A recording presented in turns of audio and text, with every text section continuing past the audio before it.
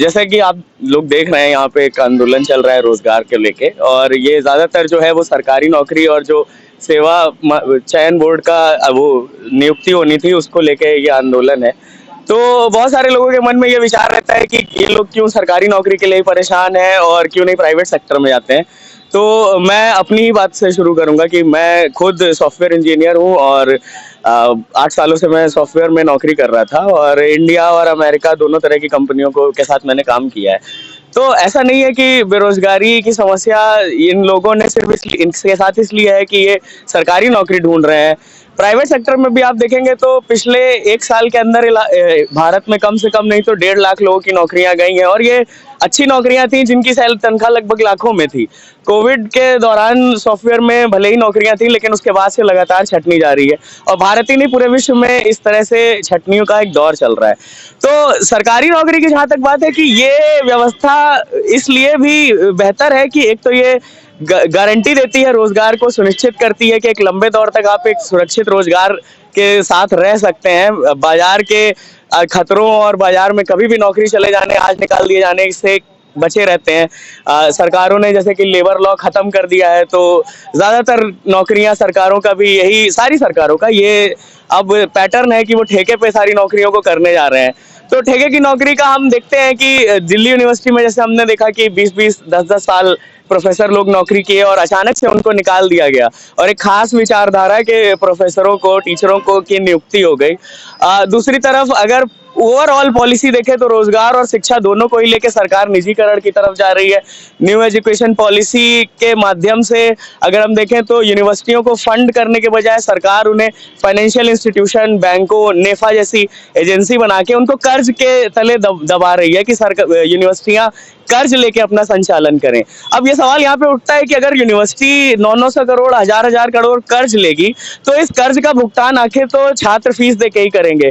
तो वहीं हम ये भी देख लेते हैं कि एनईपी आने के बाद तुरंत इलाहाबाद यूनिवर्सिटी और बीएचयू की फीस 4 गुना बढ़ गई।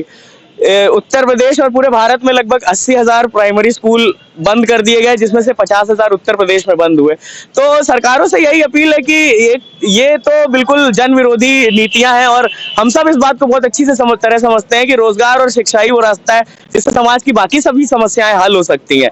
लेकिन सरकार का रोजगार, खासकर शिक्षा व्यवस्था को पूरी तरह निजीकरण करना, और रोजगार, सारे रोजगार, सरकारी रोजगार जो परमानेंट एम्प्लॉयमेंट था उसको कॉन्ट्रैक्ट एम्प्लॉयमेंट में बदलने का एक पूरा स्ट्रेटजी है, पूरी नीति है जो कि जैसे कि देख रहे हैं ये सॉफ्टवेयर इंजीनियर है, तो आपको ये भी बताएंगे कि सॉफ्टवेयर के विषय में जो है, जो सरकार की नीतियां हैं उस पर भी ये फोकस करके कहेंगे कि किस तरह से रोजगार सरकार जो है सॉफ्टवेयर के क्षेत्र में परमानेंट रोजगार, जैसा कि इनका कहना है कि परमानेंट रोजगार जो है इनका छिन जा रहा है लोगों का, और ठेके का रोजगार शुरू हो जा रहा है।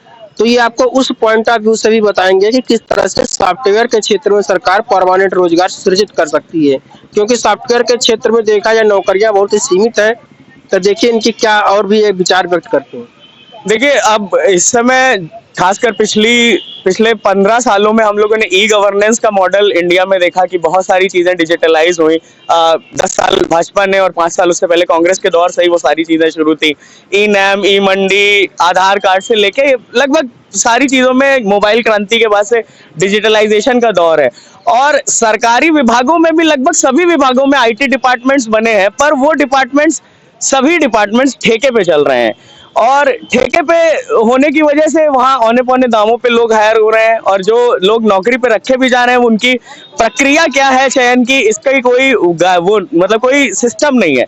अच्छा, दूसरी तरफ एक चीज ये भी समझने की है कि जब बाजार में बेरोजगारों की संख्या बढ़ती है तो उसका असर सभी लोगों पे होता है, दूसरे जो लोग नौकरी तलाश रहे हैं उनके ऊपर भी होता है। जैसे कि सॉफ्टवेयर में ही, इंडस्ट्री में ही अभी हमने देखा कि क्योंकि कई लाख लोगों की नौकरी चली गई, तो इसके चलते जो तनख्वाहें थी वो नई नौकरी में उतनी तनख्वाहें मिल नहीं रही है। पूरा सिलेक्शन प्रोसेस हो जाता है और उसके बाद भी ऑफर लेटर नहीं दिया जाता है, क्योंकि कोई हमसे भी कम पैसों में काम करने के लिए तैयार है। तो एक तो ये, क्योंकि आईटी डिपार्टमेंट सब जगह है। जैसे हाई कोर्ट में ही कल एनआईसी को लेके कुछ विवाद हुआ है। एनआईसी का जिस कंपनी को ठेका था उसको लेके, मैं पूरी तरह से उसकी जानकारी नहीं रखता हूं, तो उसमें धांधली को लेके कुछ लोग हटाए गए हैं।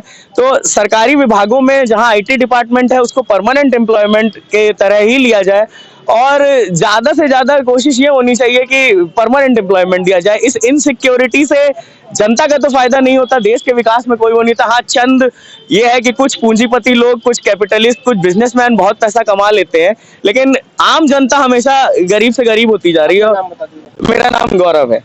देखिए, जो हमारे साथ जुड़े थे गौरव जी, गौरव भाई को हम पहले कहेंगे कि इन्होंने जो पढ़े लिखे युवाओं की जो बात उठाई है, विशेष तौर पर जो संविदा पर काम करने वाले लोगों की पीड़ा को व्यक्त किया है, वह पीड़ा जो है आपको हमेशा समझनी चाहिए। अगर आप पढ़े लिखे युवा हैं, आप अपने बच्चे को पढ़ा लिखा रहे हैं, तो इनकी बात को पूरी तरह स्पष्ट तरीके से समझें कि ठेकेदारी की जो प्रथा है, आपका लड़का कॉन्ट्रैक्ट जॉब पाता है, उसके बाद होता क्या है कि आप उसकी शादी ब्याह तय करने की कोशिश करते हैं। तो मैं पूछूं गौरव भाई, आपकी शादी हुई है क्या? नहीं, अभी तो नहीं हुई है। देख लीजिए भैया, गौरव भाई अभी जवान हो गए लेकिन इनकी शादी नहीं होता। अगर इनके माँ बाप ने इनकी अभी शादी कर दी होती और इनकी कॉन्ट्रेक्चुअल जॉब चली गई होती, तो आप सोचिए कि कितना दिक्कत होती। इन छोटे से बच्चे के दूध तक और की व्यवस्था ये नहीं कर पाते, बीमारी की तो बात ही छोड़िए। तो सरकार की जो नीतियां कॉन्ट्रैक्ट लेबर को लेकर के हैं, उसके एक जीता जागता उदाहरण हमारे गौरव भाई है। अगर आपका लड़का भी बड़ा हो रहा है और आप भी एक जवान है नौकरी की तलाश में, तो गौरव भाई का ये इंटरव्यू जरूर से जरूर देखें और लोगों तक पहुंचाएं, क्योंकि संविदा की नौकरी अगर गौरव भाई करते होते, ये तो भगवान का आशीर्वाद है कि इनकी शादी नहीं हुई है। अगर इनकी शादी हो गई होती तो इनके ऊपर जिम्मेदारी बच्चे और बीवी दोनों की हो जाती। तो किस तरह से अगर इन नौकरी जाने के बाद अपना ये जीवन यापन करते। कुल मिलाकर के ये जो गौरव भाई और ऐसे लोगों का कहना है कि संविदा की जो नौकरियां हैं, कॉन्ट्रैक्ट की जो नौकरियां हैं जो सरकार दे रही है, वह पूरी तरह से छलावा है और युवाओं के साथ धोखा है। कभी भी उनकी नौकरी चली जाती है। पहली बात तो कम पैसे में काम करते हैं, अपनी जवानी को बर्बाद कर दे रहे हैं संविदा की नौकरी में, और जैसे ही उनको निकाल दिया जाता है तो उसके बाद उनके आगे जो भविष्य होता है वो अंधकारमय हो जाता है। तो कुल मिलाकर के इनकी सरकार से यही मांग है कि संविदा की नौकरियों को खत्म किया जाए और परमानेंट रोजगार के लिए भर्ती अधिक से अधिक निकाली जाए, जिससे हमारे युवाओं की जो योग्यता है उसका सरकार सही तरीके से इस्तेमाल भी कर सके और उनको समुचित मेहनताना भी मिल सके। मैं राकेश इस्पाहान, रिलायबल मीडिया से।